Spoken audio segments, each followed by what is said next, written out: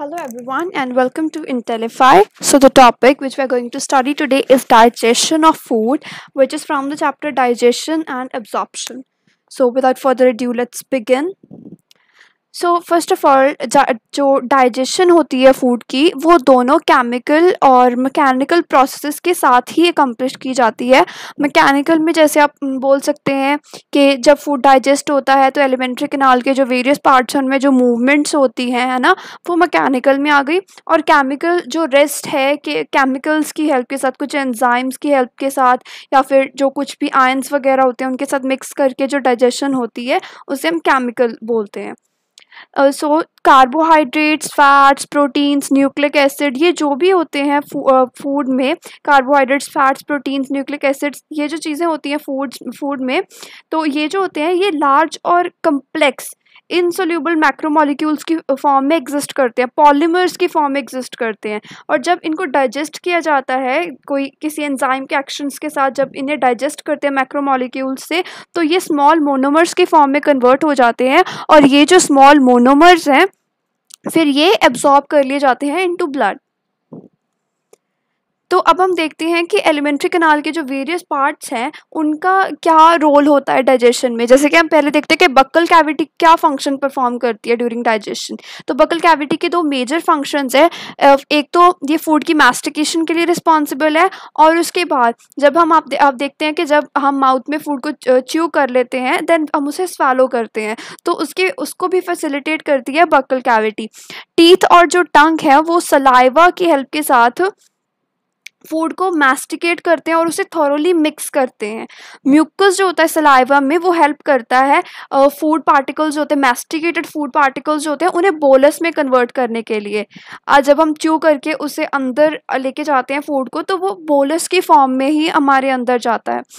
Bolus जो होता है वो उसके बाद बोलस को जो है बकल कैविटी के बाद उसे फेरिंग्स में कन्वे कर दिया जाता है, और उसके बाद वो फाइनली ईसोफेगस में पहुंचता है बाय स्वालोइंग और डिग्लूटेशन। इस हम प्रोसेस को डिग्लूटेशन भी बोलते हैं। तो अब जो केमिकली फूड डाइजेस्ट होता है उसमें क्या होता है, जो केमिकल प्रोसेस होता है डाइजेशन का वो ओरल कैविटी में शुरू होता है by the hydrolytic action of carbohydrate splitting enzyme the salivary amylase. जो सलाइवरी एमाइलेज होती है उसका जो हाइड्रोलिटिक एक्शन होता है, कार्बोहाइड्रेट स्प्लिटिंग एंजाइम है ये सलाइवरी एमाइलेज, इसके हाइड्रोलिटिक एक्शन के साथ जो केमिकल प्रोसेस है वो शुरू होता है। अबाउट 30% जो स्टार्च होता है वो यहीं पे इसी एंजाइम के एक्शन के साथ हाइड्रोलाइज हो जाता है, और इस एंजाइम को वर्क करने के लिए ऑप्टिमम pH 6.8 चाहिए होता है। तो ये जो स्टार्च है हाइड्रोलाइज होके वो एक डाइसैकेराइड में कन्वर्ट हो जाता है जो कि होता है माल्टोज। माल्टोज वो डाइसैकेराइड है जिसमें स्टार्च जो है वो कन्वर्ट हो जाता है। लाइसोजाइम जो एंजाइम होती है वो भी सलाइवा में प्रेजेंट होती है और वो वर्क करती है as an antibacterial agent, infections को प्रिवेंट करती है। नाउ नेक्स्टली हम देखते हैं स्टमक का क्या रोल होता है डाइजेशन में। तो बोलस जो होता है ईसोफेगस के बाद वो स्टमक तक पहुंचता है बाय द मस्कुलर कंट्रैक्शंस। जो मस्कुलर कंट्रैक्शंस होती हैं ईसोफेगस में उसके थ्रू वो स्टमक में पहुंचता है, और इन जो ये सक्सेस वेव्स की मस्कुलर कंट्रैक्शंस होती हैं इन्हें हम पेरिस्टाल्सिस बोलते हैं। और इसके बाद जो म्यूकोसा होता है स्टमक का उसमें गैस्ट्रिक ग्लैंड्स होते हैं। ये जो गैस्ट्रिक ग्लैंड्स हैं इनमें तीन मेजर टाइप्स ऑफ सेल्स होते हैं जिन्हें जो कि हैं म्यूकस नेक सेल्स जो म्यूकस सीक्रीट करते हैं, पेप्टिक और चीफ सेल्स वो क्या करते हैं प्रो एंजाइम पेप्सिनोजन को सीक्रीट करते हैं, और पेरिएटल और एक्जेंटिक सेल्स जो होते हैं वो सीक्रीट करते हैं HCl और एक इंट्रिंसिक फैक्टर जो कि रिस्पॉन्सिबल है विटामिन B12 की अब्जॉर्प्शन के लिए। ये तीन टाइप्स ऑफ सेल्स होते हैं गैस्ट्रिक ग्लैंड्स में, पेराइटल और ऑक्सेंटिक सेल्स, पेप्टिक और चीफ सेल्स, म्यूकस नेक सेल्स। फूड जो होता है वो thoroughly मिक्स हो जाता है, food mixes thoroughly with the acidic gastric juice of the stomach. और अब हमारे पास ये बोलस की फॉर्म में जो फूड आया था वो एसिडिक गैस्ट्रिक जूस जो होता है स्टमक में उसके साथ थोरली मिक्स हो जाता है मस्कुलर वॉल की चर्निंग मूवमेंट्स के साथ। और अब ये जो मिक्स फूड है इसे हम काइम बोलते हैं, CHYME, अब हम इसे काइम बुलाते हैं। तो HCl जो होता है स्टमक में प्रेजेंट वो पेप्सिनोजन को एक्टिवेट करता है और पेप्सिनोजन एक्टिवेट होकर पेप्सिन बन जाती है। और इसका काम क्या होता है कि ये प्रोटीन को डाइजेस्ट करती है और इसे कन्वर्ट कर देती है इनटू पेप्टोन्स एंड प्रोटियोसिस। पेप्सिन का काम क्या होता है कि वो प्रोटीन को डाइजेस्ट करती है and it converts protein into form of peptones and proteoses. और पेप्सिन को एक्टिवेट करता है HCl। फर्दर क्या होता है, जो म्यूकस एंड बाइकार्बोनेट्स प्रेजेंट होते हैं गैस्ट्रिक जूस में, उनका एक और इम्पॉर्टेंट फंक्शन है ल्यूब्रिकेशन का। एंड वो और क्या करते हैं, वो जो म्यूकोसल एपिथेलियम होती है उसे प्रोटेक्ट करते हैं from excoriation by the highly concentrated hydrochloric acid. Highly जो कंसनट्रेटेड हाइड्रोक्लोरिक एसिड होता है वो एक्सोरिएट ना कर दे म्यूकोसल एपिथेलियम को, उस चीज़ से प्रोटेक्ट करते हैं म्यूकस एंड बाइकार्बोनेट्स। HCl जो होता है वो एसिडिक pH 1.8 जो होता है वो पेप्सिन्स को प्रोवाइड करता है। पेप्सिन के वर्क करने के लिए ये एसिडिक जो pH है ये ऑप्टिमल है। रेनिन भी एक प्रोटियोलिटिक एंजाइम होती है जो गैस्ट्रिक जूस में मिलती है इन्फेंट्स के। जो इन्फेंट्स के स्टमक के अंदर गैस्ट्रिक जूसेस होते हैं उनमें एक एंजाइम मिलती है रेनिन। ओके, और ये जो एंजाइम है ये हेल्प करती है in the digestion of milk proteins. तो रेनिन का फंक्शन क्या होता है कि ये जो इन्फेंट्स में मिल्क प्रोटीन्स होते हैं उनके डाइजेशन में हेल्प करती है। And next is role of small intestine. Small intestine का जो रोल होता है वो बहुत ज़्यादा होता है in the digestion of food. तो various types of movements are generated by muscular layer of the small intestine which help in thorough mixing up of the food with various secretions of bile, pancreatic juice and the intestinal juice in the intestine and thereby facilitate digestion। तो मस्कुलरस layer जो होती है alimentary canal की, हमने पढ़ा था कि 4 layers होती हैं, उसको वो बहुत सारी मूवमेंट्स जनरेट करती है स्मॉल इंटेस्टाइन में जो कि हेल्प करते हैं कि फूड जो वो थॉरली मिक्स हो जाए। ये जो बाइल और पैनक्रियाटिक जूस, इंटेस्टिनल जूस की जो सीक्रेशंस प्रेजेंट होती है इंटेस्टाइन में, इनके साथ फूड की मिक्सिंग में हेल्प करती हैं एंड रिजल्ट क्या होता है कि डाइजेशन में हेल्प होती है। पैनक्रियाटिक जूस जो होता है उसमें बहुत सारी इनएक्टिव एंजाइम्स होती हैं, trypsinogen, chymotrypsinogen, pro carboxy peptidases, amylases, lipases and nucleases. Trypsinogen जो होती है वो एक एंजाइम होती है एंटेरोकाइनेज। वो जो एंजाइम है वो ट्रिप्सिनोजन को एक्टिवेट करती है and secreted by the intestinal mucosa into active trypsin which in turn activates the other enzymes in the pancreatic juice.